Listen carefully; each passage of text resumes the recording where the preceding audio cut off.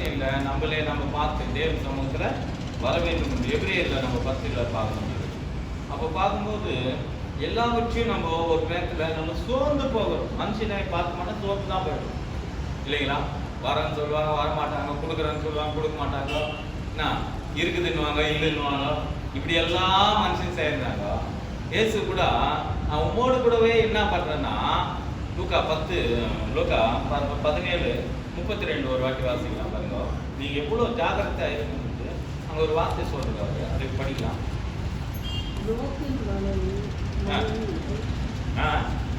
லூக்கா 17:32 பாருங்க. லோத்து மனைவியை நீங்க நினைத்துக் கொள்ளுங்கள், தன் ஜீவனை ரட்சிக்க.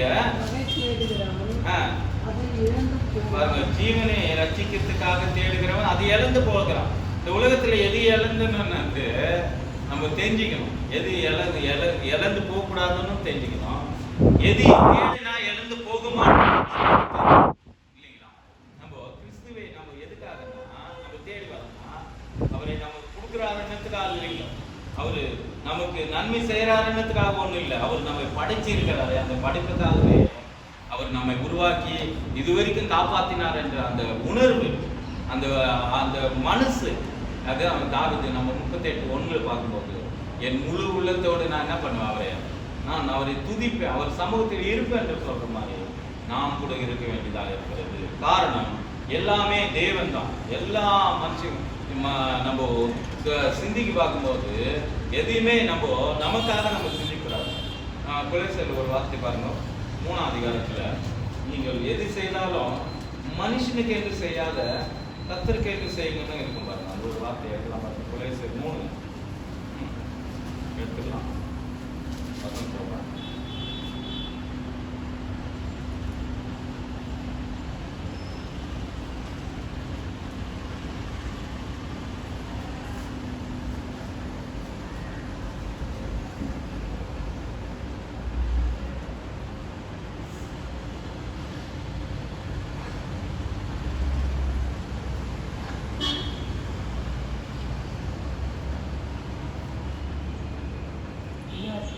சொல்றேன். 24 வசனம் 23 வசனம்.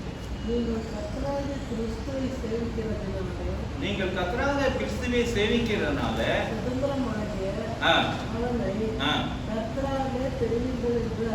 பாருங்க, கர்த்தராலே நம்ம பெறுவோம் என்று அறிந்து எது செய்தாலும் பாருங்க, மனுஷனுக்கு என்று நம்ம செய்யக்கூடாதான். பாருங்க, மனுஷனுக்கு என்று நம்ம செஞ்சோம்னா சோர்ந்து போயிடுவோம், அதே நேரத்தில் நின்று போயிடுவோம். மற்றவங்களை பார்த்தோம்னா நம்ம என்ன பண்ணுவோம், முன்னு போக முடியாது. அதனால தான் ஆண்டவராகிய இயேசு நல்ல வார்த்தை சொன்னார். என்ன வார்த்தை? நான் நம்பும் மனிதனே உங்களை கைவிட்டாலும் நான் என்ன பண்ண மாட்டேன், உங்களை கைவிடவே மாட்டேன். அதனால தான் எபிரேயர் 13ஆம் அதிகாரத்துல 2ஆம் வசனம் 3ஆம் வசனம் பாருங்க. எபிரேயர் 13:5-6 வசனம் வாசிப்பார். அதனாலே நாம் தைரியம் கொண்டு கர்த்தர் எனக்கு சகாயர், நான் பயப்படேன். பாருங்க, மனுஷன் எனக்கு என்ன செய்வான் என்று சொல்லலாமே. பாத்தீங்களா, மனுஷன் ஒரு நாள் ஒரு பண்ண முடியாது. ஆனா தேவன் நமக்கு சகாயரா இருந்தா அவர் சகலத்தையும் நமக்கு என்ன பண்ணுவாருங்க, நமக்கு கொடுக்கறது மட்டும் இல்ல, நம்ம அவரு வழிநடத்த கொடுக்கிறார். காண்பறையே வசனத்தை அப்படியே வாசிக்கலாம். தேவ வசனத்தை உங்களுக்கு போதித்து உங்களை நடத்தினவர்களை நீங்க என்ன பண்ணுமா, தேவ வசனத்தை யாருன்னா நம்ம போதிக்கிறாங்கன்னா அவங்க நினைச்சு அவங்களுக்கு என்ன பண்ணுவாங்க, நீங்கள் நினைத்து அவங்க நடத்தியதான முடிவை சிந்தித்து அவருடைய விசுவாசத்தை பின்பற்றுங்கள். அப்போ பின்பற்றணும். அப்புறம் பார்த்தோம்னா எதையுமே அவர்கிட்ட நமக்கு அதே நேரத்தில் வேதத்துல இன்னொரு வார்த்தை கூட என்ன சொல்றாருன்னா, அப்படியே நான் சொல்றேன் என்னன்னா, உங்களை நடத்துங்களை நீங்க துக்கப்பட்டாதீர்கள். அந்த வார்த்தை நம்ம யாராவது நம்ம துக்கப்படுத்தும் போது பரிசுத்த ஆவியானவரே துக்கப்படுத்துற மாதிரி இல்லைங்களா? அதனால்தான் ஒருவன் இந்த சின்னவனுக்கு எது செய்தாலும் அது கர்த்தருக்கு செய்த மாதிரி தான். நீங்க எது செய்தாலும் தேவனுக்கு செய்த மாதிரி தான் சொல்றேன். அப்போ நம்ம வேதத்தை படி பார்த்தோம்னா ஒரு மனுஷனுக்காகவே வேதத்தை எடுத்து போதிக்கிறது கூட ரொம்ப தப்பு தான் இல்லைங்களா? அப்படி பார்க்கும்போது நம்ம பலவீனம், மனுஷன் எல்லாரும் பலவீனமாக தான் இருக்கிறோம். ஆனா பலம் கொடுக்கிற தேவனை நாம நோக்கி பார்க்க வேண்டியதா இருக்கு. சகாயம் பண்ணுற தேவனை நாம நோக்கி பார்க்க வேண்டியதா இருக்குது. அதனால்தான் எனக்கு என்ன பாருங்க, 5ஆம் வசனத்தை வாசிக்கலாம். அதுல நீங்கள் பணவாசை இல்லாதவர்களாய் நடந்து இருக்கிறவைகள் போதும் என்று எண்ணுங்கள். பாருங்க, உங்களுக்கு பண ஆசை இல்லாதீங்களா இருந்து போதும் என்று, எதுவுமே போதும், பணம் ஒண்டி இல்லைங்களோ நம்மளுக்கு போதுன்றது எல்லாம் ஒரு சிலதெல்லாம் நம்ம போதும் போதும் நினைக்கும் போது தேவன் என்ன பண்றாருன்னா, நம்ம என்ன பண்றாருன்னா மேலும் மேலும், அதுதான் நம்ம கலாத்தியில கூட நம்ம வாசிக்க முடியும். 4:10 சொல்றாரு. என்ன சொல்றாருன்னா, ஒரு மனுஷனை உயர்த்துவதும் ஒரு மனுஷனை தாழ்த்துவதும் அவர் கையிலிருந்து தான் இருக்குது என்று வாசிச்சிருக்கோம். 4:10 உங்களை நீங்கள் யாக்கோபு கலாத்தியர் யாக்கோபு கர்த்தருக்கு முன்பாக தாழ்மைப்படுங்கோ, அப்போது அவர் உங்களை உயர்த்துவார். நம்மளை யாரு உயர்த்தணும்னு வந்து தேவன் தான் முடிவு பண்றாரு இல்லைங்களா? நம்ம பார்க்கிறோம் எல்லாருமே உயர்த்தணும்னு அவர் ஆசை. வேதத்தின்படி பார்க்கும்போது ஆதாமை கூட இழந்து போனாருங்க, ரட்சிக்க மனுஷகுமார் என்ன பண்ணாருங்க, நம் ஜீவனை கொடுத்தார். தேவன் வந்து மறுபடியும் என்ன பண்ணு, இழந்துட்டானே போயிட்டு விட்டு என்ன கேட்டு நம்மளுக்கு என்ன அப்படின்னு தேவன் விடலைங்க யாருங்க. நமக்கு கூட வாழ்க்கையில ஒரு சின்ன சின்ன தவறுகளும் சின்ன சின்ன தேவனுக்கு பிரிமில்லாத காரியங்கள் இருந்தா கூட தேவன் என்ன பண்றாருன்னா அதை சரி பண்ணி நம்ம பிள்ளைகளை எப்படி நம்ம பிள்ளைங்க கூட சில காரியங்களை நம்ம தப்பு பண்ணிடுறாங்க இல்லைங்களா? தப்பு பண்ணும்போது நம்ம பிள்ளைங்களுக்கும் தேவனுக்கும் சமமா அப்படின்னு பார்த்தோம்னா நம்ம மாதிரியே தான் அவரு கூட இல்லைங்களா? சின்ன தவறுகளை பண்ணும்போது மன்னிச்சு நம்மளே ஏற்றுக்கிறோம். எவ்வளோ பெரிய போலீஸ்காராக இருக்கலாம், அவங்க பிள்ளை தப்பு பண்ணுறாங்க, அவங்க ஏற்றுக்கார போயிடறாங்களா இல்லைங்களா? திருநா கூட மாறிடுறாங்க, அதே நேரத்தில் கொள்ளைக்காரனா மாறிடுறாங்க, எந்த ஒரு விதத்தில் மாறி மாறி போயிடுறாங்க. ஆனால் அவங்க மனசு, அப்பா அம்மா மனசு எப்படி இருக்குது போல உன் தாய் தந்தை காட்டில் என் மனசு எப்படியாப்பட்டதாக இருக்குது. கரெக்டுங்களா இருக்கிற நீங்களே உங்கள் பிள்ளைகளை நல்ல வயல நடத்தணும், நல்ல வயல அவங்களை காப்பாற்றணுன்றது நீங்கள் முடிவு பண்ணி என்ன பண்ணுறீங்க, அவங்களுக்கு சொல்லி சொல்லி வளர்க்கணும். அதே மாதிரி நம் தேவன் கூட என்ன பண்ணுறாருன்னா அவருடைய கருத்தினால நம்மளை பிடித்து என்ன பண்ணுறாருன்னா ஒவ்வொரு நாளும் நம்ம அழிக்கப்பட்டுக்கோம், அதே நேரத்தில் தெரிந்து கொள்ளப்பட்டுக்கோம். நம்மளுக்கு குறையில்லைன்னு நம்ம சொல்ல முடியாது இல்லைங்களா? குறை ஆனது மனுஷனுக்கு இயல்பு, அதே குறையே வாங்கினோம்னா அது இயல்பு இல்லை இல்லைங்களா? குறை என்னது இயல்பு என்று சொல்றாங்க எல்லாரும். ஆனா குறையே நம்ம சொல்லின்னு எனக்கு இப்படிதான் அப்படின்னு வாங்கினோம்னா அது புரோஜனமே இல்லை. நம்ம எதுவும் கடந்த பாருங்க, ஒரு பேதுரு கேட்டு நம்ம போகலாம். நான் அதை பற்றி எடுக்கலாமா இல்லையான்னு தெரியல. ஆனாலும் பேதுரு வாழ்க்கையை பற்றி பார்க்கும்போது இயேசு கூட தான் இருந்தார். பேதுரு இருந்தார் இல்லைங்களா? மீன் பிடிக்கிறவராக இருந்தார். அந்த மீன் பிடிக்கிறதை விட்டு என்ன பண்ண, என்னை பின்பற்றி வானா உடனே எல்லாத்தையும் விட்டு வந்துடுறாங்க. அதே நேரத்தில் அவருக்கு ஒரு தைரியம் இருக்குது. என்ன தைரியம்னா, எனக்கு ஒரு நல்ல வேலை இருக்குது, நான் என்ன பண்ணுறேன், நல்ல வேலை இருக்குது. அதே நேரத்தில் இந்த வேலை விட்டுட்டு போனால் கூட அவர் என்ன பண்ணுவார், அப்பத்தை கொடுக்குறாரு, அநேக அற்புதம் பண்ணுறாரு, அநேக அதிசயம் செய்கிறாரு.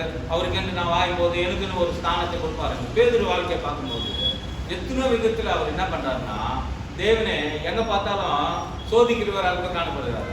நீ தேவனுடைய குமாரன் 16 வாசிக்கும் போது மத்தேயில நீ ஜீவனுள்ள தேவனுடைய குமாரன் என்று நீ என்னை பத்தி என்ன சொல்றாங்கப்பா அப்படின்னு கேட்கும்போது சொல்றாரு, நீ தேவனுடைய ஜீவனுடைய தேவ குமாரன் என்று அவங்க சொல்றாரு.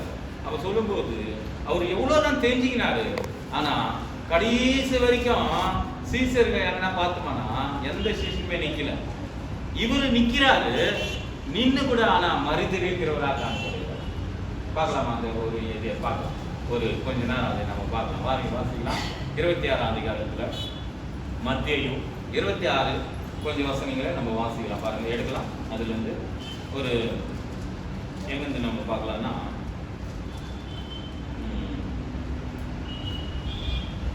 34ஆம் வசனத்துலேருந்து வாசிக்கலாம். பாருங்க, இல்லைன்னா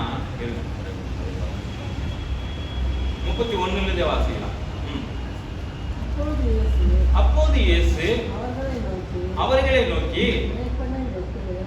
மேய்ப்பனை வெட்டுவேன், மந்தையின் ஆடுகளை சிதறடிக்கப்படும். அப்போ போதும் இருமா அப்படியே பாருங்க, மேய்ப்பனை வெட்டுவேன் சிதறடிக்கப்படும். அப்போ யாரை பார்த்து சொல்றேன்னா, அங்க இயேசு கிறிஸ்து என்ன பண்ண போறாருங்க, அவரு சிலுவைக்கு ஒப்பு கொடுக்க போறாரு. அப்ப பிதாவாக தேவன் சொல்றாருங்க, இது இந்த வார்த்தை வந்து மேய்ப்பனை வெட்டுறது யாருங்க, மேய்ப்பனை வந்து குடிக்க போறாங்க இல்லைங்களா, குடிச்சு என்ன பண்ணுவாங்க, சிலுவைக்கு ஒப்பு கொடுக்க போறாங்க. ஆனா மேய்ப்பர்களை வந்து குடிக்கும் போது, ஒரு நல்ல போதகரா இருக்கும்போது இன்னும் சொல்லணும்னா, ஒரு சபை நடத்திக்கிறாரு, கவான் மச்சிட்டா நினைச்சுக்கோ, அந்த சபை பொறுப்பு யார் கையில் கொடுக்கப்படுதோ, அந்த கூட இருக்கிற யாருக்குடா, ஆடு மேய்க்கிறாரு நினைச்சுக்கோ, ஆடு மேய்ச்சினே இருந்து அவங்க அந்த ஆடு மேய்க்கிறதுக்கு ஆடுக்கு இப்போ ஆளுங்க இல்லை, அந்த மேய்ப்பர் செத்துட்டாரு. திரும்ப யாரை ஒருத்தர் அந்த பொறுப்பேற்றுக்கு என்ன பண்ணோம், நடத்தணும். நடத்தலாம், அதை நடக்க முடியாது. அதே மாதிரி இங்க என்ன பண்றாரு, மேய்ப்பனை வெட்டுவேன் என்றாரு. அவர் பாருங்க, அதை மந்தே செதிரி போகும். அந்த அது என்றது தேவ வாக்கியங்களால அந்த நாள் என்ன ஆச்சுங்களோ நிறைவேற்றப்படுது. அப்போ வந்து இயேசுவை பிடிச்சிடறாங்க. பிடிக்கும்போது சிலுவையினுடைய பாதையில போகும்போது அவரு பிடிக்கும்போது, அப்புறம் பாருங்க 32 வருஷம், இந்த ராத்திரியிலே பாருங்க என் நிமித்தம் இடல் அடிவீங்க. அப்போ நாம் கூட இடல் அடிறோம். இப்போ நம்ம பார்க்கணும், போன் கொடுத்த உடனே எனக்கு ரொம்ப கஷ்டம் ஆச்சு, வேதனை. என்ன சொல்லதுன்னு கேள்விங்க அவரு, நீ காலையில இருந்து என்ன சொல்லியிருந்தாருன்னா, இது மாதிரி சில நேரத்துல பண்ணும்போது மேய்ப்பருக்கு தான் அதனுடைய பாதம் தெரியும். ஆடு வந்துச்சா வகையானது யாருக்கு கவலை, 100 ஆடுக்கு இது இல்லைங்களா, 100 ஆடை வந்து 15 ரூபாய் பார்க்கணும் இல்லைங்களா. பார்க்கும்போது அந்த ஆடுக்கு 100 ஆடு இருந்தா சந்தோஷப்படலைங்க அந்த மேய்ப்பர். அந்த 99 ஆடை அங்க விட்டுட்டு என்ன பண்றாருங்க, ஒரு ஆடுக்காக ஓடி எல்லாம் கண்டுபிடிச்சு கிடைக்கும், நீங்க வாங்க சந்தோஷப்படலாம் அப்படின்னு கூப்பிட்டாங்க. அப்படியே ஒரு ஆத்மா வரலன்னா கூட யாருக்கு கஷ்டம் இருக்குங்க, மேய்ப்பற நர்த்தர்களுக்கு தான் இருக்கக்கூடிய பாரம். அப்போ நர்த்தர்களுக்கே பாரம் இருக்கணுமா, உங்களுக்கு இருக்கக்கூடாதா அப்படின்னு பார்த்தா, நீங்க வந்தீங்கன்னா அந்த பாரம் நீங்க நடத்தினீங்கன்னா அதனுடைய கஷ்டம் தெரியும். இயேசுக்கே இல்லாத கவலை உங்களுக்கு தான் அப்படின்னு கேட்பேன் இல்லைங்களா. பிதாவாக தேவன் ஒருவன் இழுக்காவிட்டா ஒருவனும் ரட்சிக்கப்பட முடியாது, இங்க வந்து உட்காரவே முடியாது, கேட்கவும் முடியாது அப்படின்னு வேறுன்னு சொல்லுது. இப்படிப்பட்ட கூட சபையில் இருப்பாங்கன்னு செதறடிக்க போவாங்கன்னு கூட தெரியும். ஏதோ வந்தோம் போனோம் பண்றோம் ஏதோ செய்யறோம் அப்படின்னு என்ன பண்றாங்கன்னா ஒரு சிலர் அப்படி இருக்குவாங்க. ஆனா பாருங்க பேதுரு 33 பேதுரு அவருக்கு பிரதித்திரமா பாருங்க. பேதுரு வாழ்க்கை பத்தி தான் நம்ம பார்க்க போறோம். உமது நிமித்தம் பாருங்க, எல்லாரும் உண்மை நிமித்தம் என்ன பண்ணுவாங்கன்னா இடையில அடிவாங்க. ஆனா நான் என்ன பண்றேன்னு சொல்றேன், நான் ஒரு காலம் இடைய மாட்டேன். உன்னை பத்தி நான் என்ன பண்ண மாட்டேன், உன்னை குறித்து நீ எல்லாரும் கூட எதோ சொல்றாங்க, உன்னை பின்பற்றுவாங்க போவாங்க பண்ணுவாங்க எதோ செய்யறாங்கன்னு சொல்றாங்க.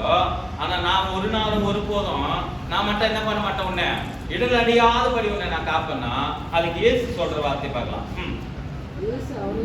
இயேசு அவனை நோக்கி இந்த ராத்திரியிலே சேவல் கூவுக்கு முன்னே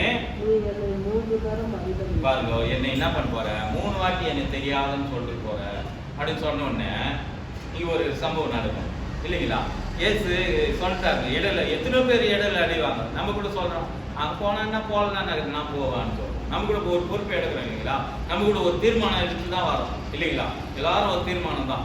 இயேசு கிட்ட நம்ம ஒப்பு கொடுக்கும் போது நம்ம என்ன பண்ணுவோம், நான் ஒரு நன்மை செய்யட்டும் நன்மை செய்யாதுன்னா போட்டோம், எனக்கு இருக்கட்டும் இல்லாதனா போட்டோம், எப்படியாவது நான் என்ன பண்றேன் அவர் ஆலயத்தில் போய் நம்ம விழுந்துடுறோம், ஆலயத்தில் போய் இருந்துடுறான்னு இருப்பாங்க. ஒரு 18 வருஷமான ஒரு கூனியான ஸ்திரியை கொடுத்து கூட நம்ம பைபிள்ல பார்க்கணும் இல்லைங்களா. அந்த ஸ்திரியான 18 வருஷமா அந்த கூனி என்ன பண்ணல, அந்த அம்மாவுக்கு சுகமே ஆகல. இயேசு வந்து ஒரே ஒரு வார்த்தை கேட்கிறாரு. என்ன வார்த்தை கேட்கிறாரு சொல்லுங்க, நீ சுகமாக விரும்புகிறாயா அப்படின்னு கேட்கிற. உடனே அந்த நாள்ல என்ன பார்க்கும்போது ஓய்வு நாள் இல்லைங்களா. ஓய்வு நாள் என்ன பண்ணக்கூடாது, யாருமே சுகமும் பண்ணக்கூடாது, ஒரு ஆடு மாடு கூட வீழ்ந்தா கூட அதை காப்பாற்றக்கூடாதுன்னு மோசேவுடைய பிரமாணத்தில் கொடுக்கப்பட்டதான காரியம். ஆனா அப்படி பண்ணலாமா பண்ணக்கூடாதுன்னு இவர் சட்டத்தை மாத்துறாரு. அதே நேரத்துல நான் சட்டத்தை நிறைவேற்ற வந்தேன் அதை அழிக்க வரலன்னு சொல்றாரு. அப்படி சொல்லும்போது அங்க சொல்றாருங்க, உடனே அங்க பாக்குறாங்க, யார் பாக்குறது, நியாயாதிபதி அங்க இருக்கிறதான பரிசேயரும் சரிசேயரும் அங்க இருக்கிறதான ஒரு காவல உயிர்ந்ததோ இல்ல பள்ளத்தில் உயிர்ந்தது. காவல என்னன்னு சொல்றோம் நம்ம பாஷைக்கு, நம்ம காவா இல்ல என்னன்னா நம்ம எதிர்க்கு பார்க்கும்போது என்ன பண்றோம், ஏதோ ஒரு பூனையோ இல்ல ஏதோ ஒரு உயிர்ந்துட்டா என்ன பண்றோம், அதை காப்பாற்றுறதுக்கு நாய் காட்டும் ஒரு கந்தல் உயிர்ந்துட்டு நினைச்சுக்கிறோம். இப்போ காப்பாற்றுறமா இல்லைங்களா? யாருனா ஒரு மாடு உயிர்ந்துட்டு இல்ல அது போய் நம்ம என்ன பண்றோம், அந்த நாள் விட்டுருமா, அந்த நேரத்தை காப்பாற்றினா செத்து போயிடுறதுக்காக நீங்களே இப்படி காப்பாத்துறீங்களே அப்படிங்கிறது அந்த கூனியான சகோதரியை பார்த்து என்ன பண்றாரு தேவனை தொட்டு என்ன பண்றாரு, அப்படியே நிமிர்ந்து நின்று தேவனை சோத்திரம் பண்ணுது அந்த அம்மா. அப்போ வியாதின்றது நம்ம பல வருஷமா அங்கே அந்த அம்மா இடைவிடாம அந்த ஜெப ஆலயத்தில் இருந்தாங்க, ஆனால் சுகம் பெற முடியல. விசுவாசிக்கிறியா அப்படின்னு கேட்டாங்க. அப்போ விசுவாசம்ன்றது அப்போ ரொம்ப பெரிதான காரியம். நம்ம விசுவாசிக்கணும். விசுவாசம் இல்லாத தேவன் கிரியே பணம் தெளிக்கும் ஒன்று, சரிங்களா உங்களுக்கு?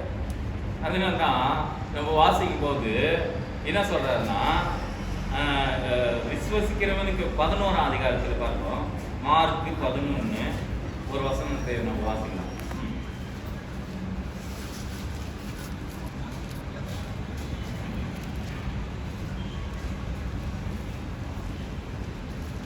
என்ன சொல்றாருன்னா, அதுல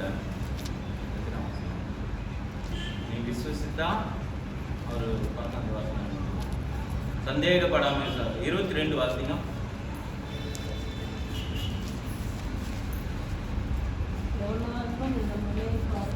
ஆ 25 வாசிங்க.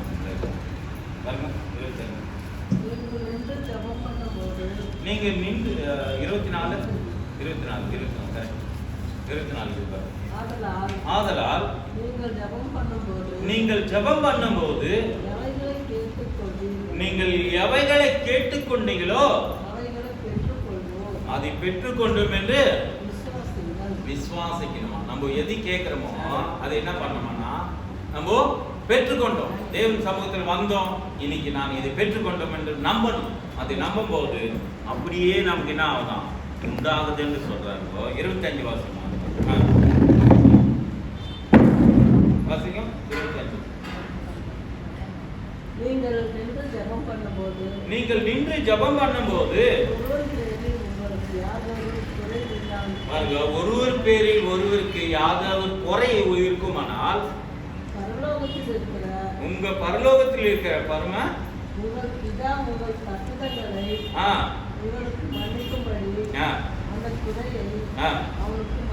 பாருங்க, இதுதான் ரொம்ப முக்கியமானது. இயேசு சொல்லி கொடுக்கறதான ஜபத்துல உங்களுக்கு யார பேர்லாம் குறையா இருக்குதா இல்ல நீங்க அவன் பேர்ல மனசாபமாக்கிதான்னு நினைச்சீங்கன்னா உங்க பரலோகத்தை பரமபிதா இட்டுக்கிறாரு, மன்னிக்கிறவரா இருக்கிறாரு, உங்களெல்லாம் மன்னிச்சுக்கிறாரு, உன் பாவத்தை மன்னிச்சுக்கிறாரு, உன் நோயை சுகமாக்கி இருக்கிறாரு, உனக்கு இருக்கிறதான தரித்திரத்தை போக்கி இருக்கிறாரு, உனக்கு இருக்கிறதான கஷ்டங்களும் பாதைகளும் கண்ணீரை தொடச்சு என்ன பண்ணிருக்கிறாரு, உங்களை மன்னிச்சது போல நீ கூட என்ன பண்ணுங்க மத்தங்களே மன்னிக்கணும்.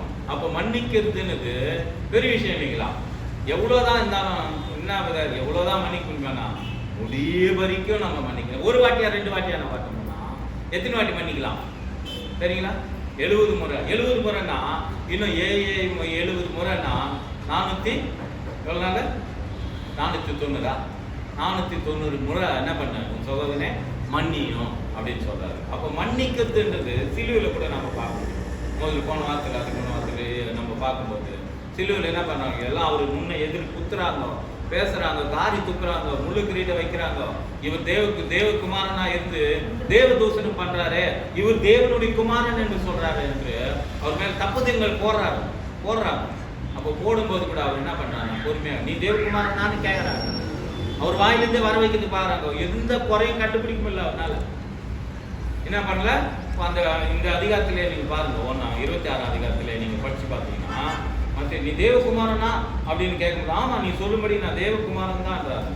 அப்போ பார்க்கும்போது நீ தேவகுமாரன் தான் எப்படி உனக்கு நீ எப்படி சொல்லலாம் அப்படின்றாங்க. இவங்க விசுவசிக்கிறீங்க இல்லை யாரு அந்த யூதர்கள் என்ன பண்றாங்கோ அவங்க பாக்குறங்க மற்றவங்க எல்லாம் என்ன பண்ணல, அவரு தேவகுமாரன் தான் வந்தாருன்னா எல்லாம் நிலைமை மாத்திடுவாரு, கண்ணீரெல்லாம் தொடிப்பாரு, ஒரு ரட்சகரா மேசையா வந்தார்னா எல்லாமே மாறி போகணும்னு தான் நினைச்சாங்க. காணி இவர் தான் தேவகுமாரன் என்று அவங்க விசுவசிக்காதனால தேவனை நம்பாதனால இவர் மனுஷன் போல வந்தவரே அப்படின்னுது அவங்க என்ன பண்ணல, நம்பல.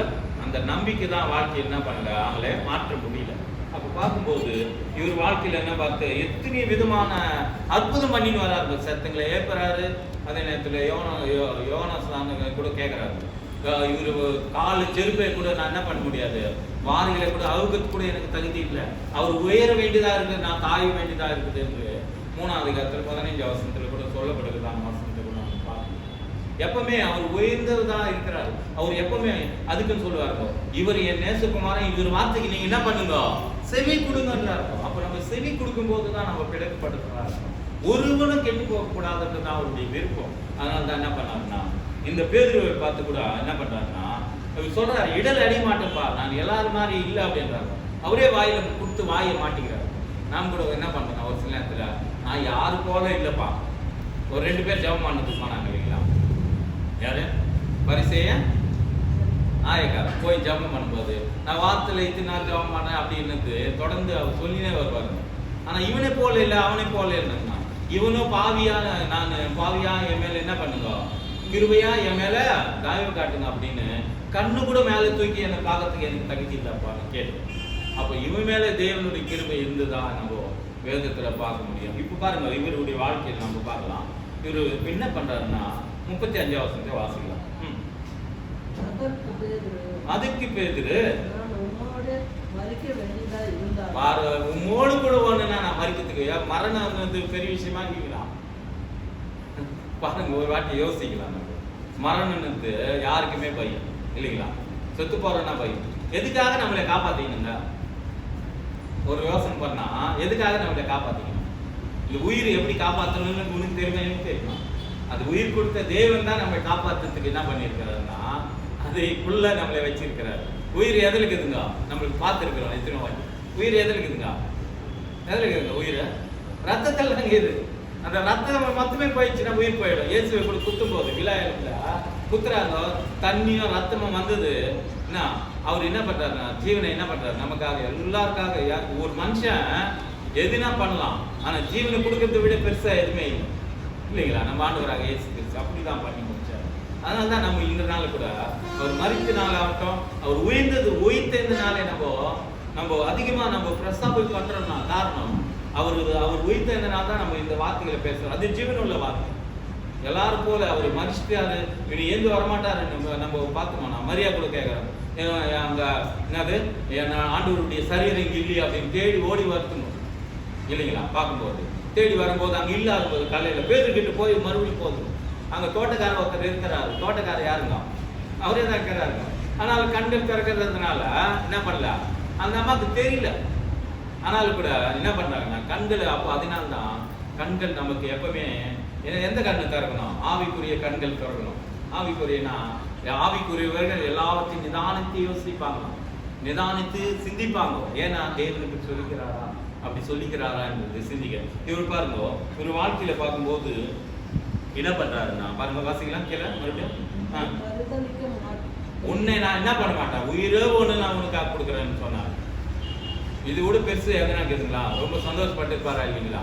பக்கத்துல இருக்கிறவங்களாம் சீசன் கூட, அதுக்கு கீழே சீசன் கூட வேற ஒருத்தர் கூட சொல்றாரு பாருங்க, நாங்களும் அப்படியே செய்யறோம்ன்றாங்க கொஞ்சம் பேர். கீழே வாசிக்கலாம். சீசர்கள் எல்லாரும் அப்படியே சொன்னாங்களா, சீசரும் சொல்றாங்க, பேதுரும் பேது. ஒரு சிலர் பார்த்தோம்னா நீ சொன்னதுக்கு தாளம் போடுறாங்க இல்லையா, நீ சொன்ன கரெக்ட் தான்ப்பா, நான் கூட அப்படியே செய்யறேன்பா, நம்ம வீட்டிலே நினைச்சுக்கலாம். அவர் என்ன சொல்றாரு, அது மாதிரி நாங்கள் செய்யறப்பா அப்படின்னு சொல்றது இல்லையா. அதே மாதிரி பேதுரு என்ன சொல்லிக்கிறாரு, நான் உன்னோடு கூட மறிக்கிறேன்னா, ஆமா நானும் மறிக்கிறேன் அப்படின்றாங்க. அது சொன்ன உடனே சீசர்கள் என்ன பண்றாங்க, இவர் ஏதோ சொல்லிக்கிறாங்க, இவங்க அறியல தெரியல. அதனால என்ன பண்றாங்கன்னா, ஆனா சீசங்க விட்டு போறாங்க. அந்த அதிகாரம் மொத்தம் நீங்க படிச்சு பாருங்க வீட்டுக்கு போயிட்டு கூட மறுபடியும். இது நான் சொல்லினே வரேன், முடியலன்னா அதை நீங்க தொடர்ந்து 26 அதிகாரம் நல்லா தியானம் பண்ணுங்க, உங்களுக்கு தேவனே வெளிப்படுத்துவார். பைபிள் எல்லாரும் படிக்கிறீங்களா வீட்டுல? கேள்வி என்ன கேள்வி ஜபான் கேட்கறாரு நினைக்காது. பைபிள் படிக்கணும். பைபிள் படித்த ஜீவன் இருக்குது, அந்த ஜீவன் நம்மளை காப்பாற்றுது. அதே நேரத்தில் தேவன் சமூகத்துல நம்ம பலப்படுத்துறதுக்கு நம்ம ரொம்ப உதவி பண்ணுறோம். பாருங்க, சீசரும் அப்படியே சொன்னாங்க. திரும்ப இன்னொரு வருஷத்தை வாசிக்கிறோம். அதுக்கு பேதுரு அப்போது இயேசு அவர்களோட எண்ணப்பட்ட இடத்திற்கு வந்து சீசர்களை நோக்கி, நான் அங்கே போய் ஜெபம் பண்ணும் அளவும் நீங்கள் இங்கே உட்கார்ந்திருங்கள் என்று சொல்லி. இங்க என்ன சொல்லிட்டு போறாருன்னா, நான் கெஸ்டிமன் தோட்டத்துக்கு போய் நான் என்ன பண்ண போறேன், ஜெபம் பண்ண போறேன். நம்ம அதுக்கு தான் நம்ம ஜெபம் பண்ணுங்க, பைபிளை படிக்கணும்னு சொல்றது கூட இதே தான். ஏசு செஞ்ச மாதிரி தான் நமக்கு சொல்றோம். ஏன்னா ஜெபம்ன்றது ரொம்ப முக்கியமானது. அவரோடு கூட உறவு. நம்ம எந்த நிலைமையிலும் எங்க எப்படி பேசணும்னு ஜெபம் இருந்தால் தான் நம்ம பண்ண முடியும், இல்லைன்னா பண்ண முடியாது. நீங்க எந்த விஷயத்துக்குமே ஜெபம்ன்றது எதுக்காகனா, நம்ம வாழ்க்கையில நம்ம வளர்றதுக்கும் ஜெபம் தான், அதே நேரத்துக்கு தோல்வியா இருக்கிறதுக்கும் காரணம் ஜெபம் பண்ணாததுனால தான். இது ரெண்டு நம்ம தெரிஞ்சுக்கணும்னா ரொம்ப ரொம்ப நல்லா இருக்க முடியும். பாருங்க, நீங்களும் உட்கார்ந்து நேருன்னு சொல்றாரு, இவரு போய் என்ன பண்றாரு, ஜெபமானத்துக்கு போறாரு. அப்புறம் படிக்கலாம். படிங்க. ஜெபம் பண்ணும் அளவும் நீங்க இங்க உட்கார்ந்து இருங்கன்னு சொல்றாரு. இவர் ஜெபம் பண்ணுன்னு சொல்லாங்க, சொன்னாருங்களா? சொல்லாம நீங்க இங்க உட்கார்ந்து இருங்கோ அப்படின்னு சொல்லிட்டு போறாரு. திரும்ப வாசிங்க. பேதுருவையும் பாருங்க, ஜெபதேருடைய குமாரர் இருவரையும் கூட்டிக் கொண்டு போய் துக்கம் அடிவாங்க. இவருக்கு துக்கம் வந்துச்சு. என்ன துக்கம் வருதுன்னா, நான் இந்த பாத்திரம் உங்களுக்கு பிரியம் இல்லாவிட்டா என்ன பண்ண, என்னை விட்டு நீங்க கடவுள் என்று பிரேயர் பண்ணதுக்கு என்ன பண்றாருன்னா அங்க போறாரு. பாருங்க, அப்புறம் படிக்கலாம். அப்படியே வேக்குல அவருக்குள்ளே ஒரு வேக்குல என்னவோ இப்படி என் மரணம், அவருக்குள்ள பயம் வந்துச்சுங்க. ஆனா பயம் வந்தாலும் அவர் முடிய வரைக்கும் தேவனுக்கு ரொம்ப கீழ்ப்படிந்தவராக காணப்பட்டாரு. அப்புறம் பாருங்க, வேக்குல பட்டாரு, தொடங்கினார். வேக்குள் பட்டு தொடங்கின போது இங்க ஒரு வார்த்தை வேக்குள் பட்டு தொடங்கினார். இன்னும் மார்க்ல லூக்கால பார்க்கும்போது அவர் வேக்குள் படும் போது அவருடைய வேர்வு என்ன ஆச்சான்னா ரத்த துளியா மாறினது இந்த வேதத்துல சொல்றது. பாத்தீங்களா? நம்ம கூட ரொம்ப கஷ்டப்படும் போது பெத்ததுக்கு வேற எதுனா நான் பண்ணியிருப்பேனே, வேற எதுனா யோசிச்சிருப்பேனே அப்படின்னு பிள்ளைகளை பார்த்துக்கூட நம்ம சொல்றோம். அப்படியேப்பட்ட நிலைமை நம்ம சொல்லக்கூடாதுன்னு வேதம் என்ன சொல்றதுன்னா, அவர் பார்த்து கீழே 19 வாசிக்கலாம் பாருங்க. அப்படியே இதுல 26 39 சற்று அப்புறம் போய் அவர் முகம் குப்புரவிந்து, என் பிதாவே இந்த பாத்திரம் என்னை விட்டு நீங்க கூடுமானால் நீங்கபடி செய்யும். ஒரு ஜபம் பண்ணாருங்க இல்லைங்களா? இவரு மூணு வாட்டி மறுதிருப்பா இருந்தாரு. இவரும் 3 வாட்டி போய் ட்ரை பண்ணிட்டு வர்றாரு. ஒண்ணு நம்ம ரொம்ப ஞாபகம் ஆயிடுச்சு வேண்டியது பாருங்க. ஒரு முறையானு பார்த்தோம்னா இந்த நீங்கபடின்னு சொல்லிடுறாரு. திரும்ப பாருங்க, வாசி. நீங்க கூடுமானால் நீங்கபடி செய்யுன்றாரு. அவர் கையிலே கொடுக்குறாங்க. அவருக்காக ஒப்பு கொடுத்து நீங்க மனால் நீங்கட்டும், இல்லாட்டி உங்க இஷ்டம் அப்படின்னு சொல்றாரு. பாருங்க, ஆகிலும் என்னுடைய விருப்பப்படி இல்ல, உங்க விருப்பத்துப்படியே என்ன நடத்துங்க அப்படின்னு அவர் விருப்பத்துக்கு ஒப்பு கொடுக்குறாங்க. அப்போ நாம கூட சபைக்கு வர்றது எதுக்குன்னா அவருடைய விருப்பத்துக்கு நம்மளே நாம இந்த ஆத்மாவை அவர் கையில வைக்கணும். அதுக்கு நான் நம்ம கடைசியில ஒரு ப்ரேயர் பண்ணோம். என்ன ப்ரேயர் பண்றோம்? என் ஆத்மாவே கர்த்தருக்கு ஸ்தோத்திரம், என் உள்ளமே அவருடைய பரிசுத்த நாமத்தை ஸ்தோத்திரி, என் ஆத்மாவே கர்த்தரை ஸ்தோத்திரி. அவர் செய்த சகல உபகாரங்களை என்ன பண்ணக்கூடாதான்? மறக்க கூடாது. ஏன் மறக்க கூடாதுன்னா நம்ம வாழ்வில நாம் எப்பவுமே அவருக்கு நன்றி உள்ளங்களா இருக்கணும். நேற்று தினத்து வரைக்கும் நம்மளை காப்பாற்ற வந்ததுக்காக நன்றி சொல்லணும். அதுக்கே நம்ம டைம் பண்றாரு. ஒரு நாள் முன்ன செஞ்சு நன்மைக்காகவே நம்ம என்ன பண்ண முடியாதுன்னா, நீங்க நினைச்சு பாட்டுட்டீங்கன்னா தேவன் சமூகத்துல அதுக்கே நன்றி சொல்ல முடியாது. 100 நாள் கூட்டி கொடுக்குறாரு. அந்தந்த நாளுக்காகவே கவலைப்படுதான். இன்னும் சொல்லுங்க, நான் வேலை சொல்லிட்டு நீங்க கவலைப்படுறீங்க எது இருக்கோ, வேலைக்கு போகணும், அது பண்ணணும், இது பண்ணணும், எது செய்யணும்னு. ஆனா அந்த நாளுக்காகவே என்ன பண்ணான்? கவலைப்படுது. இந்த மகனுக்கு இது செய்யணும்னு அந்த நாள் கவலைப்படுதான். எவ்வளவு பெரிய விஷயம். இந்த மகனுக்கு இவ்வளவு பணம் கொடுக்கணும், இந்த மகனுக்கு இவ்வளவு ஆசீர்வாதம் கொடுக்கணும், இந்த மகனை எவ்வளவு சுகமாக்கணும்னு அந்த நாளே கவலைப்படுதான். நீங்க கவலைப்படுறீங்களோ இல்லையோ, அந்த நாளுக்கு கவலைப்படுது வேதம் நமக்கு சொல்லுது. அப்ப பாருங்க, கீழே வாசிக்கலாம். இந்த பாத்திரம் உங்களுக்கு இஷ்டமானால் நீங்க கொடுக்குதுன்றது அந்த நாள்ல குறித்து அவர் என்ன பண்றாருங்க? மனவேதனையை பண்றாரு. ஆனால் அதுக்கு அப்புறம் கீழே பாருங்க, வாசிக்கலாம். 40. பின்பு அப்புறம் சீசர் இடத்துல வராரு. உடனே ஃபர்ஸ்ட் நீங்க சும்மா இருக்குன்னாருங்க, ரெண்டாவது நித்திரை பண்ணிக்கிறாங்க. எங்களுக்கு பாரம் வந்துச்சு கண்ணில் உட்காந்துயா சமாதானமா இருக்குன்னு விரும்புறியா? ஐயா உங்க வாக்கு சொல்லிக்குது, உங்க வாக்கு தத்துவம் சொல்லிக்குது, நான் உங்களுக்கு சித்தம் தான் நான் வாழத்துட்டு உங்க சித்தம்படி என்னை சுகமாக்குங்க ஐயா அப்படின்னு கேட்கும்போது அவருடைய கிருபை அனுதினமும் மட்டும் இல்லை, ஒவ்வொரு செகண்டுக்கும் நம்மளை என்ன பண்ணு நான் பலன் கொடுக்கறதா காண்பது. கீழே இன்னொரு இந்த வாசிக்கலாம் அப்படியே. பாருங்க மறுபடியும் அவரை விட்டு என்ன போறாருங்க, எங்கிட்டு போறாருங்க, ஜபம் பண்ணத்துக்கு போறாரு. எத்தனை வாட்டி போறாருன்னா 3 வாட்டி போய் ஜபம் பண்ணாரு. ஒரு கொஞ்சம் தொலைவு போய் ஜபம் பண்ணாரு. கஷ்மன் தோட்டம் பக்கத்துல தான் இருக்கு. அப்புறம் பாருங்க படிக்கலாம். பாருங்க 3 வாட்டி பேசிட்டு என்ன பண்ணாருங்க, மறுபடியும் அங்க சொன்னாரு. இவரும் 3 வாட்டி பிரேயர் பண்ணதுக்கு அங்க போறாருன்றது ஒரு விஷயத்தை நம்ம பார்க்க முடியும். அந்த வார்த்தைகளே சொல்லி ஜபம் பண்ணினா பாத்தீங்களா, ஜபம் பண்ணினா நம்ம கூட ஜபம் பண்ண வேண்டியதாக. எதுக்கானா சோதனைக்காக, நம்மளுக்கு வருகிறதான எல்லா நிலைமையிலும் நம்ம ஜபம் பண்ணணும். எந்த சூழ்நிலையும் ஜபத்தை மறந்துடுறோம். ஒரு டாக்டர் கிட்ட போனா மாத்திரை ஞாபகம் வரும். ஐயா அவர் சொன்னாரு இந்த மாத்திரை போட்டா தான் நல்லா ஆகும். ஆனா ஜபத்துக்கு மிஞ்சிந்து இந்த உலகத்தில் ஒண்ணு இல்லைங்க. சரிங்களா உங்களுக்கு? விசுவாசத்தினால் நீதிமான் பிழைப்பான் என்று சொல்லியிருக்கு. அவர் வார்த்தையை நம்ம நிலைத்திருக்கும் போது நாம் நினைச்சு பார்க்க முடியாத அற்புதங்களை அடையாளங்களை நம்ம காண முடியும். அதனால்தான் நீங்க ஜபம் பண்ணும்போது நீங்கள் எவை கேட்டீங்களோ அதை நம்ம வாசித்தோம். நம்ம மார்க் 11 அதிகாரத்துல வாசிச்சீங்களா? நீங்கள் எது கேட்டு 25 வசனத்துல. அப்போ எது கேட்டோமோ அது பெற்றுக்கொள்ள வரைக்கும் நம்ம நம்பணும். அதே நம்ம நம்பி தேவன் கொடுக்குற வரைக்கும் அவர் மேல நம்ம சாய்ந்திருக்க வேண்டியதா இருக்குது. காரணம் தேவனுடைய வேற எதுவும் இல்லை. தேவனால் கூடாது எது நினைக்கிறீங்களா? தேவனால் கூடாது இல்லை என்பது நம்ம நம்ப வேண்டியதா இருக்குது. பாருங்க கீழே வாசிக்கலாம். 44 வாசிங்க. 45 பின்பு அவர் தமது சீசர் இடத்தில் வந்து இன்னும் மேல நீங்க என்ன பண்ணுங்க சொல்லி பார்த்தாரு. ஒரு வாட்டி சொன்னாரு உட்காந்து இருங்கன்னாரு. 2வது வாட்டி சொன்னாங்க 2வது வாட்டி ஜெபம் பண்ணுங்க, சோதனைக்கு பண்ணாதுன்னாங்க. இப்போ 3வது வாட்டியும் போய் ஜெபம் பண்ணிட்டு வந்து பண்ணாருங்க. மாம்சமோ என்னது பலவீனம் தான், ஆனா ஆவியோ உற்சாகம் தான் சொன்னாரு பார்த்தாரு. ஆனா கடைசியா 45 வசனத்துக்கு சொல்றாங்க, நீங்க இன்னும் மேல என்ன பண்ணுங்க இதை பாருங்க, நீங்க சும்மாவே இருந்தோம் அப்படின்னு சொல்லிட்டு கீழே பாருங்க. மனுஷகுமாரன் பாவிகள் கையில ஒப்பு கொடுக்க போறாரு. வேலை வந்தது என்று சொல்லி என்னை காட்டி கொடுக்கிறவன் என்னை கிட்ட வந்துட்டான் அப்படின்னு சொல்றாங்க. யூதா தான் காட்டி கொடுக்குவார் இல்லைங்களா? காட்டி கொடுக்குற இவரு தெரியாதுன்னு சொல்றவர் 2 பேரே கூட தான் இருக்கிறாங்க. 12 பேர் இருக்கிறாங்க இல்லைங்களா? சீசர் எத்தனை பேரு? 12 பேர் இருக்கிறாங்க. ஒருத்தர் காட்டி கொடுக்கிறவரு, ஒருத்தர் என்ன பண்றாரு சொல்லுங்க நீங்களே. ஒருத்தர் என்ன காட்டி கொடுக்கிறாரு. யார் அது? யூதா. ஆனா இவர் வந்து மறுதளிக்கிறவரு, மறுதளிக்க தெரியாதுன்னு சொல்றவரு. 2 பேர் இருக்கிறாங்க. அவர் கூட தான் இருக்கிறாங்க. நமக்குள்ள கூட பல பேர் நம்ம குடும்பத்திலே இருக்கலாம்.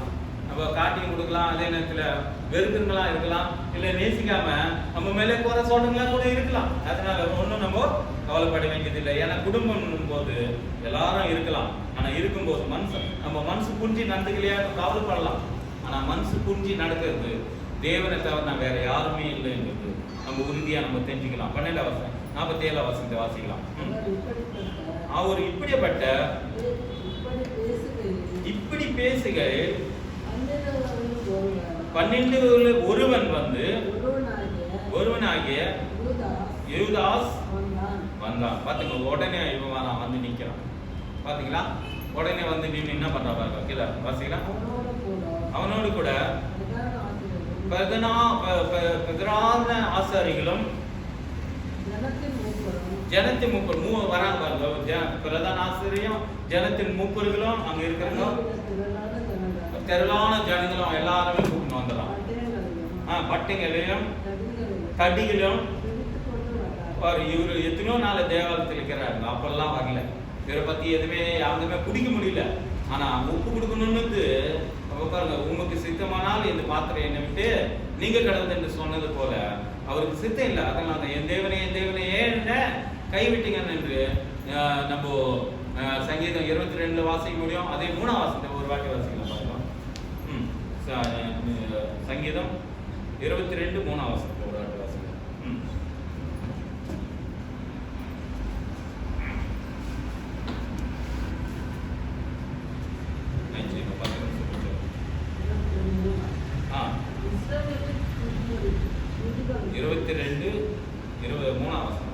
சங்கீதம்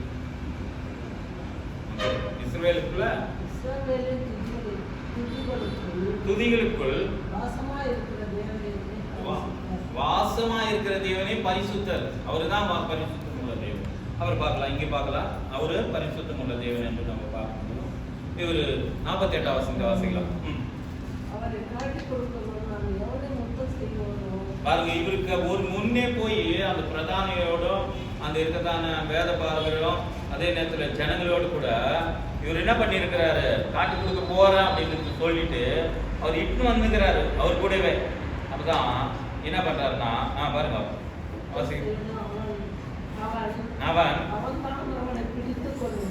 அவன் தான் என்று அவனை பிடித்துக் கொள்ளுங்கள் என்று சொல்றாரு.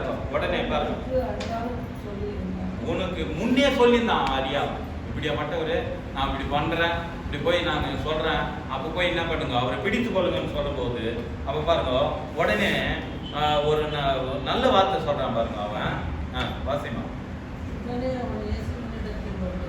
உடனே இயேசுவின் இடத்துல வந்து ரபி வாழ்க எதுனால சொல்றான் பாருங்க. காட்டி கொடுக்கறதும் போது நீங்க வாழ்க என்ன சொன்னா எப்படி இருக்குங்க அவருக்கு மனசுல. அதுக்கு நான் பெரியவங்க எல்லாம் சொல்லுவாங்க, என்ன சொல்லுவாங்க தெரியுங்க, முதுகுல பின்னால குத்தாதுப்பா, நேர்ல இதயத்திலே குத்தி சாக வச்சிருப்பான், பரவாயில்ல. இவ்வளவு நம்பிக்கைமா கூட இவ்வளவுதானே அந்த வழி எவ்வளவு பேர் தான் இருக்கும். அது வாய்த்தான் తెలుగులో అరిమే సోద பாருங்க, నీకు சுபமணி చెప్పి ఆయన ముద్దు పెట్టుకొనిను நீங்க வாழ்க என்று சொல்லி வாழ்க வளமுடன் என்று தமிழ்நாட்டிலலாம் இதுதான் எழுதுவாங்க இல்லைங்களா. தமிழ்நாட்டில் பார்க்கும்போது வாழ்க வளமுடன் அப்படின்னா என்ன தெரியுங்களா, என்னங்க வாழ்க வளமுடன் நல்லா இருந்தோம். நாம மட்டும் இல்லைங்க, எல்லாரும் நல்லா இருந்தோம், நல்லா இருந்தோம். அப்போ நல்லா இருக்கிறதுக்கு நீ நல்லா இருக்குன்னு சொல்லிட்டு இங்க என்ன பண்றாரு, இத காட்டி கொடுக்கிறாரு. அப்புறம் பாருங்க கீழே வாசிக்கலாம் 50ஆம் வசனம். இயேசு அவனை நோக்கி ஸ்நேகிதனே. பாத்தீங்களா, உடனே இவர் சொல்றதான வார்த்தை இப்படி சொல்ல முடியுமா? நம்மள காட்டி கொடுக்குறீங்களோ இல்ல நம்மள மாட்டி கொடுக்குறீங்களோ இல்ல வேலை மேலேயோ இல்ல பக்கத்துலயோ அகத்துலயோ நம்ம காட்டி கொடுத்து நம்மள நிஷ்டம் பண்ணி நம்மளே குறை சொல்லி நம்மளவே வேற விதமா பேசுனீங்களே போய், என் சகோதரப்பா நீ பரவாயில்லப்பா நீ எல்லாம் சொல்லிக்கிற அப்படின்னு இவர் பத்தி எல்லாம் தெரியும் அவருக்கு, தெரியுமா? அப்போ நம்ம அவங்களுக்கு நம்ம யாரா பேசிட்டு இருக்கான்னு நினைச்சுக்கோ, இவங்க மனசுக்குள்ள என்ன ஞாபகத்துல வச்சுன்னு என்ன பண்ணாங்கன்னு எனக்கு தெரியும். நம்ம பக்கத்துல இருக்கிறோம், நம்ம வீட்டுக்காரர் கூட இருக்கலாம், நல்லாதான் பேசுறாரு கூட, பார்த்தா அங்க மாட்டி கொடுத்துறாரு அம்மா கிட்ட அப்படின்னு, அம்மா கிட்ட மாட்டி கொடுக்குறாரு, தங்கச்சி கிட்ட மாட்டி கொடுக்குறாரு, போட்டு கொடுத்துறாரு. இதை கட்டிக்கு இப்படி எல்லாம் பண்றாங்க. எவ்வளவுதான் இந்த அத்தை கிட்ட என்ன பண்றாங்க, சொல்லி கொடுத்துறாங்க, போட்டு கொடுத்துறாங்க, பிள்ளைய என்ன பண்றாங்க, எவ்வளவுதான் பேசிக்கிறான், கொஞ்சம் பேசுறதுனா விட்டா என்ன கூடும் அப்படின்னு விடாம அதில் கூட இசுக்கு பிடிச்சிக்கிறாங்களே அப்படின்னு கூட கவலைப்படுறாங்க இல்லைங்களா. ஃபோனு வாங்கி கொடுத்து ஒரு சிலர் என்ன பண்ணுறோன்னா ஃபோனில் ரொம்ப கெட்டு போகிறாங்கன்னு நம்ம நினச்சிக்கிறோம். ஆனால் ஃபோனில் ரொம்ப நல்ல தான காரியம் கூட இருக்குது, அதனால் கவலைப்பட வேண்டியதில்லை, நல்லதுக்கு யூஸ் பண்ணுங்க. தேவன் எதுவுமே ஸ்மார்ட் ஃபோன் எதுக்காக வந்ததுன்னா நல்ல விஷயங்களை அநேக கற்றுக்க முடியும். உடனே நீங்கள் இங்கேருந்து எத்தனையோ விஷயங்களை நம்ம ஆன்லைன் மூலமாக நம்ம பண்ண முடியும். அதனால நல்ல விஷயங்களுக்காக அதை நீங்கள் பயன்படுத்தபடி அவங்க கேட்டுக்கிறேன். பாருங்க இதில் வாசிக்கலாம். நம்ம 50 இன்னாத்துக்காக வந்தா என்று என்றார். அப்போது அவர்கள் கிட்ட வந்து பாருங்க இயேசுவின் மேல் கை போட்டு அவரை பிடித்தாங்க. அது வரைக்கும் அவரை பிடிக்கிறதுக்கே முடியல இல்லைங்களா. எத்தனை வருஷமா இருந்தாங்க இயேசு கிறிஸ்து, இப்ப எத்தனை நாளுக்கு இது அவரு சிலுவையில் ஒப்பு கொடுத்துட்டா சரிங்களா? எத்தனை நாளுக்கு தான் அதுல முதல் அவசரத்துல வாசிச்சோம்னா தெரியுமா, முதல் 2ஆம் வசனத்தை வாசிக்க 26:2 இல்ல 1:2 கூட வாசிக்கணும் அப்படியே. 2 நாளுக்கு பின்பு பாத்தீங்களா 2 நாள் இருக்குது போது என்ன பண்ண பஸ்கா பண்டிகை வரும்போது அதுக்கு பின்பாக என்ன பண்ண போறாங்க, அவரை சிலுவையில் அடிக்க போறாங்கன்னு தெரிஞ்சிச்சு. அதனால தான் என்ன பண்றாங்க, அவரை ஒப்பு கொடுத்துட்டு ஆயத்தமாகறாங்க. இவரும் ஆயத்தாயிட்டு இருக்கிறாரு. யாரு? யூதா வந்து காட்டி கொடுக்கணும், முத்தத்தினால வாய்த்தணும், பணம்னு இவரும் ஆயத்தம் பண்ணிட்டு பணத்தை கூட வாங்கிட்டுக்கிறாரு. எவ்வளவு கொடுப்பீங்கன்னு ஒப்புந்தம் பண்ணிட்டுக்கிறாரு. அந்த அதுக்கு முன்ன அதிகாரத்தை நம்ம பார்க்கும்போது, அந்த அதிகாரத்துக்கு முன்ன பார்க்கும்போது எவ்வளவு காசுக்கு வாங்கினாங்க காட்டி கொடுக்குறா?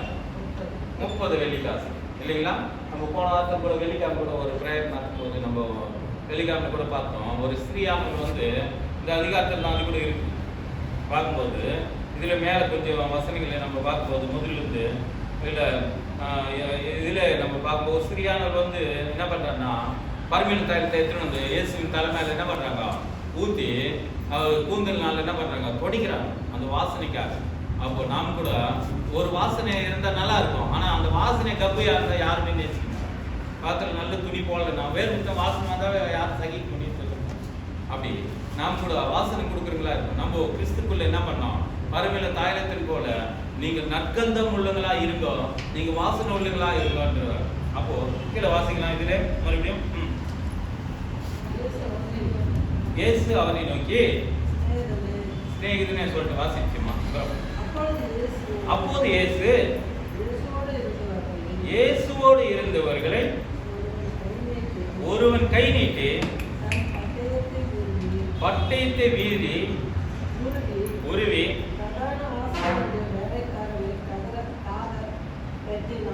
இது யாருன்னா தெரியுதுங்களா? யார் வந்து வெத்துங்கன்னா, இங்க டீக்ல சொல்லல, மத்தியில சொல்லல. ஆனா மார்க்கு, லூக்கா, யோவான்னு பார்க்கும்போது பேதுரு தான் அங்க வேலை பண்றாருன்னு அங்க கொஞ்சம் விவரமா கொடுக்கப்படுது. இந்த பேதுரு என்ன பண்றாருன்னா, என் ஆண்டவரை பிடிக்க வரீங்க நீங்க, இவரும் கத்தி வச்சுக்கிற ஊழியக்கார கத்தி வச்சுக்கலாமா? ஒருத்தர் கத்தி வச்சுருந்தாங்க போனாத்துல பார்க்கும்போது ஊழியக்கார கத்தியை கிஃப்டா கொடுத்தாங்க. ஏன் நான் பட்டயம் அப்படி வச்சுருந்தாங்க. ஒருத்தர் கிஃப்டா அந்த ஃபாரின் ஒரு வீடியோ நான் போட்டுருக்கேன். அந்த வீடியோக்கார அவரு ஃபாரினாரு சின்ன பட்டன் கத்தி அப்போ நான் உள்ள போது வெளியே ஒரு கத்தி வச்சுருந்தாரு. ஏன் அப்படின்னா எனக்கு சேஃப்டிக்காக இருந்தாங்க. அப்போ சேஃப்டிக்காக என்ன பண்ணியிருக்காங்க, நீங்களும் பட்டயத்தோடு தான் வந்தாங்க. கல்லும் கட்டாரியும் யாரு அந்த சைனிங் குடிக்கிட்டு வந்தாங்க பாருங்க. இவர் என்ன தப்பிச்சு பண்ணா பண்ணோம், போட்டுன்னா தாக்கணும், இல்லை சாவனா அச்சு போட்டணும்னுக்காக இவர் சிலுவைக்கு தான் ஒப்பு கொடுக்கணும்னு வந்தது. ஆனால் ஒரு வேலை இவர் தப்பிச்சு ஓடுறது அந்த இயேசுக்கு அதுக்கு முன்னே தெரியும். அவர் ஒரு சில நேரத்தில் காணாமல் போயிட்டு இருக்கிறாருங்க. எப்படி காணாமல் கூட போயிட்டு இருக்கிறாருங்க. அதே மாதிரி இவர் என்ன காணாமல் போறாருன்ட்டு இவர் காட்டி கொடுக்கறதான யூதாவுக்கு தெரியும். எத்தனையோ வாட்டி இவர் பிரயாணம் பண்ணிக்கிறாங்க, இவரோடு கூடவே இருந்திருக்கிறோங்க. என்ன பண்ணிக்கிறாரு, இவர் எப்படியா தப்பிச்சுக்குவாருன்னு தான் இவருக்கு ஆசை, யோசனை இருந்திருக்கிற மாதிரி இருக்குது இல்லைங்களா? எப்படியாவது இவர் அநேக அற்புதம் பண்ணிக்கிறாரு, சத்தங்களை ஏற்பனாரு. அதே மாதிரி இவரு கூட என்ன பண்ண போறாரு, எப்படியோ மாற்றிடுவார் அப்படின்னு கூட யோசிச்சு இருக்கலாம்னு நம்ம கணிக்க முடியுது. காரணம் ஆனா தேவன் என்ன பண்ணலீங்களோ அது காரியம் அங்க செய்யல. நீங்க என்ன பண்றீங்க பாருங்க, அதுல வாசிச்சிடலாம். அப்போது இயேசு அவனை நோக்கி பாருங்க, பட்டையை எடுத்தும் பட்டயத்தினாலே மறிப்பான் என்று சொல்லி இருக்குது. அப்ப கத்தி எடுக்கிறவங்களுக்கு கத்தினால சாவு. அப்போ ரவுடிய வாயர்களுக்கெல்லாம் துப்பாக்கி எடுத்து இருக்கிறவங்களுக்கெல்லாம் அதுல மரணம், அதுல என்ன இருக்குதுங்க, கஷ்டம் இருக்குதுன்னு நம்ம சொல்ல முடியும். ஒரு வேலை செய்யறோம், அதுலயே நமக்கு கஷ்டம் வருது. வேலை இல்லை கஷ்டம் வராதுக்குதா? ஒரு வேஸ்ட் வேலைக்கு போறாங்க, கபான் சோறு சாஞ்சிது, வீண் செத்து போறாங்க. அதே அவங்க மோல்டிங் கம்பி கட்டுறது போறாங்க, ஒரு கம்பி போய் கரண்ட் வயர் மாட்டிக்கின்னு என்ன பண்றாங்க, அதுல செத்து போறாங்களா இருக்கா? அப்போ பட்டையை அடைக்கிறவனுக்கு கத்தினா யாருங்க கத்தி எடுத்துன்னு சுத்துவாங்க? ரவுடிங்க ரொம்ப பேர் சுத்துவாங்க, துப்பாக்கி எடுத்துன்னு சுத்துவாங்க, பாதுகாப்பு தான் சுத்துவாங்க. ஆனா கத்தி எடுக்கிறவன் கத்தினால என்ன பண்ணுவான், அழிக்கப்படுவான் என்றுதான் வேதம் நமக்கு கூறுகிறது. அதே மாதிரி என்ன பண்ண, பட்டை எடுத்து உன் பட்டயத்தில் போடுப்பா அப்படின்னு சொல்லிட்டு உடனே என்ன பண்றாரு பாருங்க, பட்டயத்தை எடுக்கிற யாவரும் பாருங்க பட்டயத்தினாலே மடிந்து போவார்கள் என்று சொல்லப்படுகிறது. நான் இப்போது உங்களுக்கு நான் என் பிதாவை நான் வேண்டிக்கினா என்ன பண்ணுவாருன்னா 12 லேதோனுக்கு அதிகமான தூதரை நான் எங்க அப்பாவை நான் வேண்டிக்கினா 12 லேதோனியுடைய தூதர்களை எனக்காக அனுப்ப முடியும். நான் அனுப்பிச்சுனா இங்கெல்லாம் ஒரே நிமிஷத்துல என்ன பண்ண முடியும். அதே நேரத்தில் தூதர்களுக்கு எவ்வளவு பலன்னு கூட நம்ம பைபிளை பார்க்கணும். இப்போ தூதன் எவ்வளவு பேர் வெட்ட முடியும் தெரியுங்களா? 1,85,000 பேர் அடிக்கக்கூடியதான ஒரு பவர். அப்போ பார்க்கும்போது அவ்வளவு பவர்களை வச்சிருக்கிற தேவன் நம்மளுக்கு தெரியல இல்லைங்களா? தெரியுமா? நம்மள ஆபத்துன்னு வரும்போது சும்மா நீங்க தூதங்க அதே உங்களுக்கு பணிவிடைக்காரங்க இருக்காங்க. இயேசு கூட எல்லாம் உபாசம் பண்ணிட்டு எல்லாம் ஜெயித்து பெருக்கும் போகும்போது அவருக்கு பணிவிடைக்காரங்க வந்தாங்க. நம்ம மத்திய 4